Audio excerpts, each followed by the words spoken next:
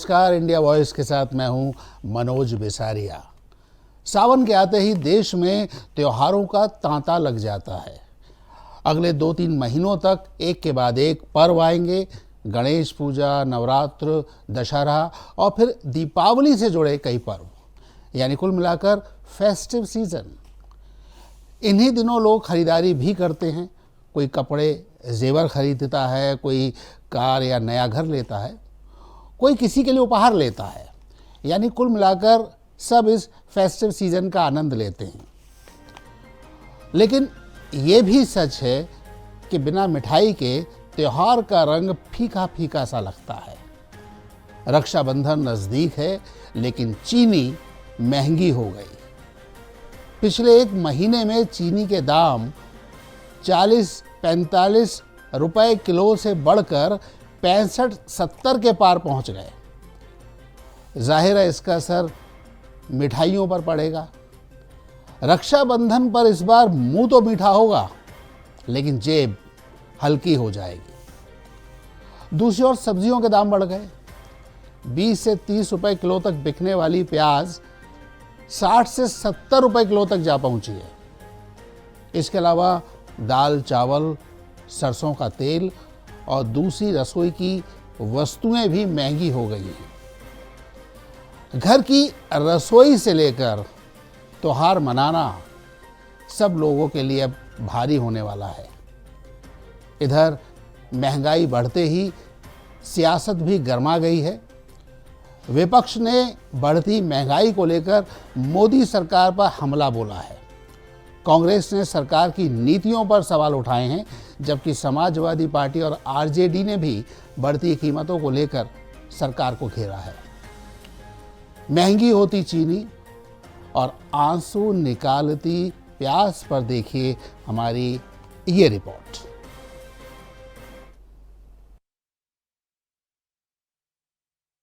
पहले चीनी ने रसोई की मिठास कम की, अब प्याज ने आंखों में आंसू ला दिए हैं। लेकिन प्याज सिर्फ मंडी में महंगा नहीं हुआ, इसके दाम बढ़ते ही दिल्ली से लेकर लखनऊ और पटना तक सियासत का तापमान भी बढ़ गया है। विपक्ष ने बढ़ती महंगाई को लेकर सीधे मोदी सरकार पर हमला बोला।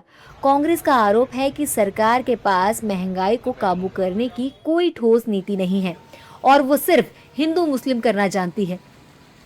चीनी हो, प्याज हो, अदरक हो, महंगाई अपने चरम पर है और अभी महंगाई और बढ़ेगी, क्योंकि सरकार के पास ना तो आंकड़े हैं, न सरकार के पास ऐसी कोई नीति है जिससे कि सरकार सफल तरीके से महंगाई को काबू में करे। इस सरकार को सिर्फ हिंदू और मुसलमान करना आता है। इस सरकार को सिर्फ मस्जिदों के नीचे मंदिर खोजने आते हैं। रसोई चलाना मुश्किल हो गया है। देश के अंदर महंगाई कमर तोड़ रही है गरीब आदमी की। खाद के पैसे बढ़ा दोगे, लागत मूल्य निकलता नहीं, आम आदमी की जेब से कटता है। जब किसान से खरीदते हो तो वही रेट रहेगा।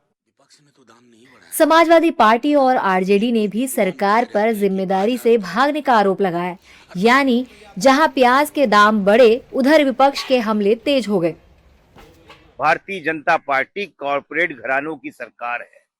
ये किसी तरीके से हमारी खेती, हमारे गन्ना, हमारी सारी जो प्राकृतिक संपदा है वो करोड़पति उद्योगपतियों के हाथ बेच देंगे और उनसे किराया वसूलेंगे। इसके अलावा भारतीय जनता पार्टी के पास एजेंडे में कुछ है ही नहीं। विपक्ष ने तो दाम नहीं बढ़ाया ना।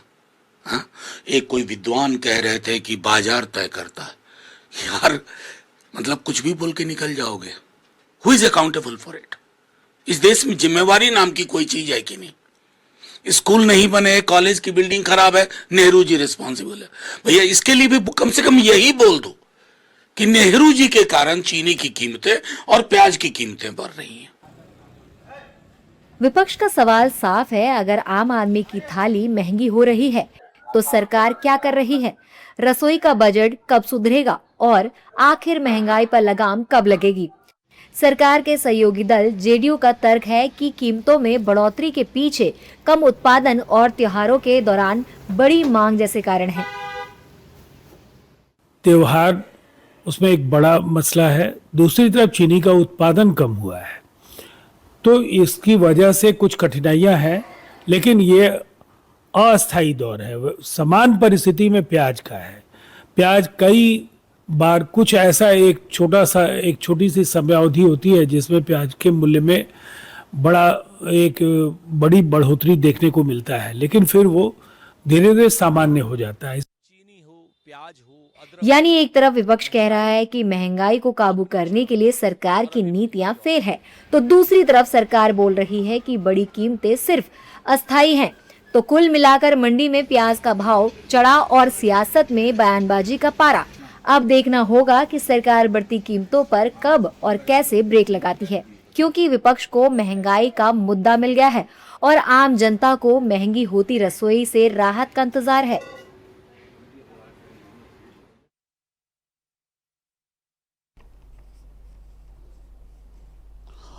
तो देखा आपने, महंगाई एक बड़ा मुद्दा बन सकती है। और आज इसी विषय पर चर्चा के लिए हमारे साथ हैं वरिष्ठ पत्रकार आलोक गुप्ता और अर्थशास्त्री M.K. अग्रवाल। आप दोनों का स्वागत, नमस्कार। मेरी आवाज़ सुनाई दे रही है आलोक जी आपको? हाँ, नमस्कार। आपकी आवाज आ रही है। M.K. अग्रवाल साहब जो है लखनऊ यूनिवर्सिटी के जी। बड़े अर्थशास्त्री रहे हैं, जी हमारे साथ में M.K. अग्रवाल साहब, थोड़ा सा नाम कलेक्ट करा लें जी स्क्रीन जी पर। जी। पहला प्रश्न आप ही से पूछता हूँ, मुखर आप ही हुए हैं। सबसे पहले आलोक जी, अचानक महंगाई क्यों बढ़ गई?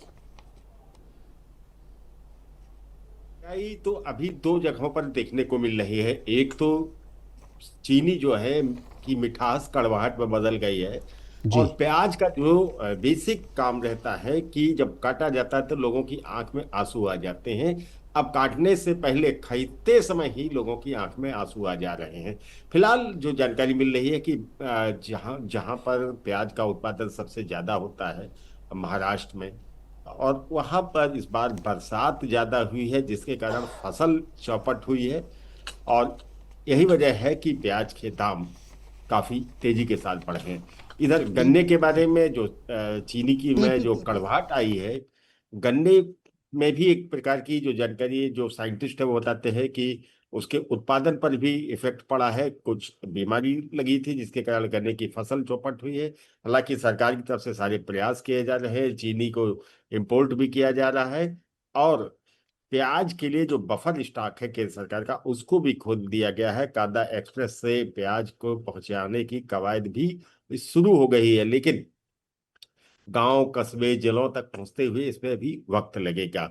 फिलहाल 1998 में जब प्याज के दाम बढ़े थे तब 125 के करीब तक प्याज पहुंचा था। होटल और रेस्टोरेंट में सलाद की जगह पर फ्रूट्स देने लग गए थे होटल के जो लोग हैं। सेब, केला, ये सारी चीजें जो है फ्रूट सलाद के तौर पर आ गई थी, और प्याज ने जैसे कि से दाम बढ़े हैं इस मौसम में, कहीं ना कहीं दोनों ही चीजों के दाम बढ़ने से लोगों के घर का बजट भी गड़बड़ा रहा है। जी, का कितना असर पड़ेगा? एक बार सवाल अपना फिर से दोहराएं मनोज जी। प्रोफेसर साहब, आपसे जानना चाहूँगा कि आम आदमी की रसोई पर इस महंगाई का कितना असर पड़ेगा? जी।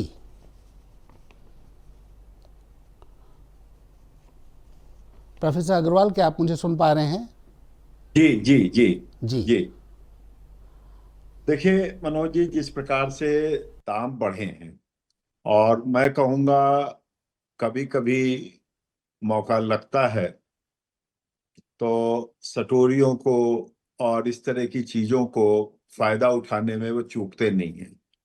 और खास तौर पर देखिए, दो तीन चार आइटम ऐसे हैं, उन्होंने ध्यान रखिएगा, जो पॉलिटिकल इकोनॉमी के पुराने मास्टर हमारे यहाँ आलोक जी ने जिक्र किया अभी, और जिक्र इस प्रकार किया 1998 में प्याज ने रुलाया था अटल जी की सरकार को, और एक नमक के फर्जी जो है शॉर्टेज ने बहुत दिक्कत पैदा की थी। अजीब तरह की उस समय भौर जाल फैला था।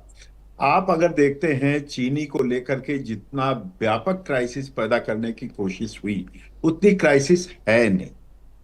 नई फसल आने में मुश्किल से नई चीनी की पेराई 1 महीना बाकी है जी। और हमारे पास कोई बहुत प्रोडक्शन में कमी नहीं है, लेकिन लोग फायदा इसलिए उठा रहे हैं कि ग्लोबल लेवल पर चीनी का उत्पादन कम है और हमारे यहाँ चीनी के एक्सपोर्ट को भी कम किया गया है और इस क्राइसिस से बचने के लिए इंपोर्ट को बढ़ाया जा रहा है। इंपोर्ट का आदेश हुआ है, यकीन मानिए 48 घंटे के अंदर 12 रुपए प्रति किलो का एक्स मिल रेट डाउन हो गया है। आप इससे समझिए जो बातें आ रही है ना, तो कौन जिम्मेदार हुआ?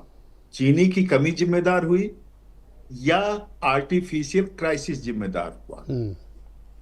आप इस रूप में समझिए, चीनी की पर्याप्त उपलब्धता है, मानता हूं कि थोड़ा सा कम हुआ है, जो बाकी चीजें हैं उसको इमीडिएट वो इतना बड़ा चैलेंज का कारण नहीं है।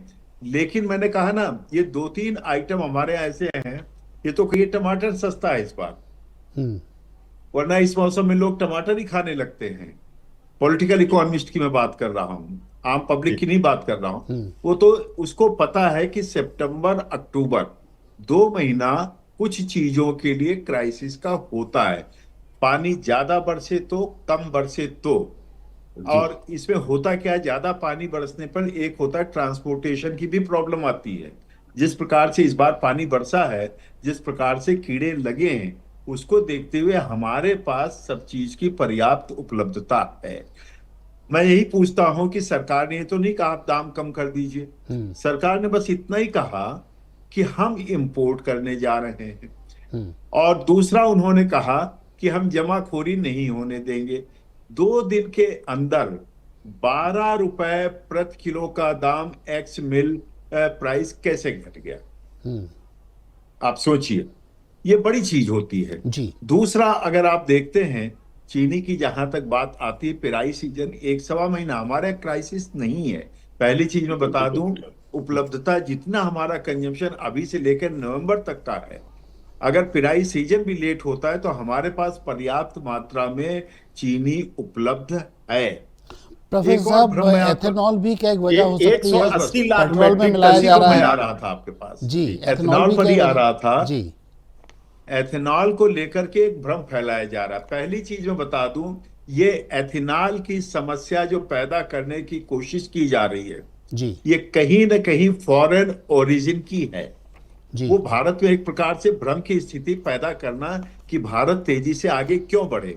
आप पता होना चाहिए कि चीनी पर निर्भरता कम होती जा रही है एथेनॉल की। 3/4 एथेनॉल फूड ग्रेन से पैदा हो रहा है, ना कि चीनी से। तो पहले तो ये भ्रम तोड़ दिया जाए कि इसकी पूरा का पूरा इस पर है। अजीब तरह की चीजें चलती है, ठीक है, पॉलिटिकल इकोनॉमी होनी चाहिए, हमें उस पर कोई वो दिक्कत नहीं है, लेकिन वस्तु स्थिति पब्लिक के डोमेन में जाना चाहिए कि एथेनॉल का जो भारत में प्रोडक्शन हो रहा है और बढ़ाया जाएगा। हमारा फूड ग्रेन प्रोडक्शन आवश्यकता से अधिक है, इससे नुकसान किसानों को हो रहा है। एथेनॉल बनाने से इसका फायदा किसानों को हो रहा है, ठीक वैसे जैसे अभी कंप्रेस्ड बायोगैस बनाने से इसका फायदा रूरल इकोनॉमी को होगा। तो आप समझिए, हम जो इकोनॉमिक ट्रांसफॉर्मेशन कर रहे हैं तो वो ट्रांसफॉर्मेशन हो सकता है विदेशों में बहुतों को अच्छा ना लग रहा हो। वो भ्रम की स्थिति हमारे देश में चल नहीं पा रही है उनकी, कई कंट्रीज में इसी प्रकार का वो उथल पुथल कराते हैं। तो आप समझिए, पहली चीज मैं क्लियर कर दूं, चीनी बराबर उपलब्ध है हमारे यहाँ, उसकी कोई शॉर्टेज नहीं है। हाँ, आशंका बता करके इसका दाम बढ़ाना, ये देखिए हमेशा से जमाखोरों का और पॉलिटिकल इकोनॉमी का ये रहा है। दूसरा, एथेनॉल को लेके क्लियर कर दूं, एथेनॉल में चीनी जो जितना एथेनॉल हमें चाहिए उसके लिए केवल 1/4 मात्रा में चीनी से उत्पादन है, बाकी फूड ग्रेन से उत्पादन है, इसलिए चीनी पर निर्भरता एथेनॉल की बहुत कम है। आलोक जी, आजकल धरने की राजनीति चल रही है, छात्र आंदोलन से एक नया ट्रेंड शुरू हो गया है, कुछ इसी तरह की मंशा पॉलिटिकल पार्टीज के लोग भी कर रहे हैं। तो क्या लगता है आपको, निकट भविष्य में महंगाई भी कोई मुद्दा बन सकती है? देखिए, चुनाव के समय और लोकसभा और विधानसभा का जब सत्र रहता है, सत्र के शुरुआत में पहले दिन दूसरे दिन, तो ये मुद्दे जो हैं हमेशा निकल कर आते हैं। विपक्षी पार्टी इसको एक मुद्दा बनाती है, धरना प्रदर्शन की कवायद रहती है। और बिल्कुल चूंकि ऐन चुनाव का वक्त है, उत्तर प्रदेश विधानसभा के चुनाव होने में कुछ महीने ही रह गए हैं, तो ऐसे में विपक्ष इन मुद्दों का फायदा उठाना चाहेगा। लेकिन सर, मैं इजाजत चाहूंगा आपसे, एक सवाल मैं प्रोफेसर M.K. अग्रवाल साहब से पूछना चाह रहा हूँ कि पिछले साल दिवाली के वक्त चांदी के दाम अचानक 1 लाख बढ़कर 2 लाख, 3 लाख, 4 लाख तक पहुंच गए, फिर वो 2.5 लाख पर आ गए। उसी तरीके से इस सीजन में जब 2 महीने 3 महीने के ये त्योहार रहते हैं, अचानक चीनी के दाम बढ़ गए, अचानक प्याज के दाम बढ़ गए। क्या कॉम्बिनेशन रहता है ये जो पॉलिटिकल, आप बार बार पॉलिटिकल इकोनॉमिक बात करते हैं, फिर चांदी 2.5 लाख के आसपास आ गई। देखिए, पॉलिटिकल इकोनॉमी कोई जरूरी नहीं घरेलू लोग ही इसमें शामिल हों, घरेलू पार्टियां हमारे यानी कि भारतीय पार्टियां शामिल हों, कोई जरूरी नहीं हमेशा वही शामिल हों। ये पॉलिटिकल इकोनॉमी में इंटरनेशनल प्लेयर्स बहुत काम करते हैं, क्योंकि एक चीज मान करके चलिए, जिस प्रकार से भारत की अर्थव्यवस्था तेजी से आगे बढ़ रही है, ये किसी भी इसके कॉम्पिटिटर को रास नहीं आ रहा है कि भारत का लेवल इतना क्यों बढ़ जाए, क्योंकि वो आदी थे कि भारत उनकी बात सुनता रहे। अब जब भारत अपने इंडिपेंडेंट मॉडल से आगे बढ़ रहा है, और चांदी, आप गौर करिए, प्रधानमंत्री जी ने जो ये नहीं कहा कि सोने का लेन देन बंद कर दो, आप ध्यान दें, उन्होंने कहा 1 साल तक सोने पर रुक जाइए। और क्यों कहा, लोगों ने कुछ क्या समझा, मैं उस पर नहीं टिप्पणी करूंगा। 1 साल इसलिए कहा कि अमेरिकी डॉलर का जो वैल्यूएशन है जबरदस्त इनस्टेबिलिटी का शिकार। अगर हम महंगे में सोना खरीदते हैं तो भारतीयों का ही पैसा, अनावश्यक पैसा विदेशों में जाता है। हम इंपोर्ट कम कर लें और साल भर का केवल पेशेंस रख लें, तो मुझे लगता है उनको, मतलब जो प्रधानमंत्री जी कहने का तात्पर्य है कि जो डॉलर की इनस्टेबिलिटी की प्राइस हम क्यों भुगतान करें, डॉलर भुगते। मतलब ये कहा नहीं, कहना भी नहीं चाहिए प्रधानमंत्री को, लेकिन जो हम लोग समझ पा रहे हैं, ऐसा नहीं भारत में विदेशी मुद्रा की कमी है, या भारत में देखिए विदेशी मुद्रा भंडार इन क्राइसिस के बावजूद भी $700 बिलियन के लेवल को पार कर गया है, 716 करीब हो गया है। तो हमारे पास वो कंफर्टेबल है, बल्कि जो डॉलर के दाम बढ़े उससे हमने कमाई भी की, लेकिन हम डॉलर की अस्थिरता की कॉस्ट हम क्यों पे करें?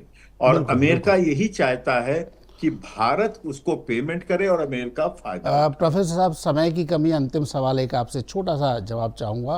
क्या लगता है महंगाई एक कभी फौरी तौर पर है या कुछ समय बाद सुधार आ जाएगा, सब कुछ ठीक हो जाएगा? क्या लगता है, क्या आकलन है आपका? देखिए, ये जो महंगाई है, प्याज और ये आपका चीनी वाला, ये बहुत ही तात्कालिक है जी। ये मुश्किल से महीना सवा महीना का ये क्राइसिस है, और ये अच्छी चीज है। इस बार दीपावली और दशहरा थोड़ा दूर है, क्योंकि दीपावली भी दूर है, दशहरा दूर है, तब तक नए पेराई सीजन का आ जाएगा और नई प्याज भी आना शुरू हो जाएगी, तो त्योहार पर अब की वो संकट नहीं होना। चलिए, लोगों को ये एक अच्छी बात बताने के लिए, एक अच्छा संदेश देने के लिए प्रोफेसर साहब आपका भी और आलोक गुप्ता जी आपका भी, आप दोनों का बहुत बहुत धन्यवाद। मित्रों, महंगाई अपना असर दिखाएगी, लेकिन चीनी कम सही, मुंह की मिठास बनाए रखिए। आज बस इतना ही। इंडिया वॉइस पर समाचारों का सिलसिला जारी है, फिर मिलेंगे। नमस्कार।